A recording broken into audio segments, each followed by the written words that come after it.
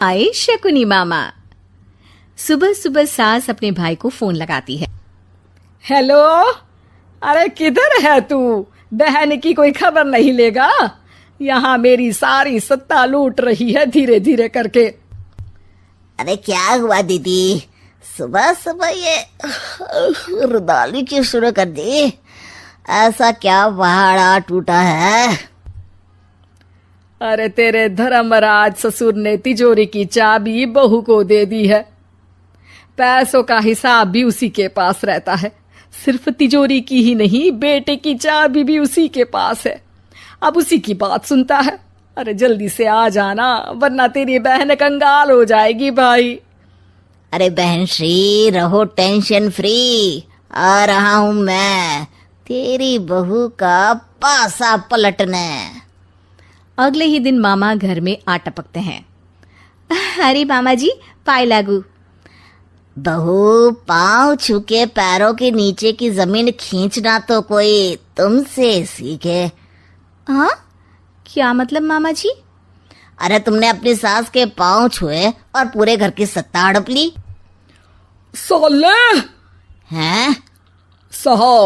साले साहब कब आए आप? आ तो 40 साल पहले गया था। तुम्हारा दिमाग कुछ ज्यादा ही चलता है और जुबान भी। खैर, तुम्हारी बहन पे गए हो ना इसीलिए। जीजाजी, आप काफी मजाकिया हो गए। वैसे बहू ने घर की सत्ता हड़पी नहीं है, उसको दी गई है। वो गुणी है, समझदार है और उत्साही भी है। एक किताब भी लिख दीजिए ना अपनी बहू की तारीफ में जीजाजी। तभी सास वहां आ जाती है। अरे घर में तो मिलते नहीं होंगे पकवान? क्या मतलब? मतलब आपके घर में आपकी बहन थोड़ी ना रहती है, उनके हाथ के पकवान थोड़ी ना मिलते होंगे, यही कह रहे थे ना ससुर जी? हाँ बहू, यही कह रहा था मैं। सास अपने भाई को अंदर ले जाती है और कहती है, ये हलवा खा के कुछ जलवा दिखा दे भाई। लूडो? अरे हाँ, लूडो भी खेल लेना। पहले बहू के हाथ से सत्ता लेने की कोई तरकीब ढूंढो। लूडो खेलेंगे, जो जीतेगा सत्ता उसकी। अरे पर मुझे तो खेलना ही नहीं आता। तू बस चाल चलना, पासे तो मैं फेंकूंगा और मेरे हाथ से फेंका गया पासा मेरी मर्जी के खिलाफ नहीं आता। अरे लेकिन तेरे जीजाजी रहेंगे तो ये काम कैसे होगा? हर रविवार जीजाजी शाम को अपने दोस्तों के साथ बैठने जाते हैं। वहाँ उनकी महफिल जमेगी और यहाँ बहू के महफिल उजड़ जाएगी। अरे एक नंबर का कमीना है तू। जैसी दुनिया वैसे हम बहना। रविवार की रात सास, बहू, बेटा और सास का भाई एक साथ बैठे हुए होते हैं। अरे थोड़ा मनोरंजन हो जाए तो मजा आ जाए। हाँ, लूडो खेलते हैं। अरे वाह, बहुत अच्छा आइडिया है। हाँ, हम 4 लोग हैं, आराम से खेल सकते हैं। लूडो एक ऐसा खेल है जो खेलने से ज्यादा देखने में मजा आता है। तो भांजे तुम और हम बस देखेंगे।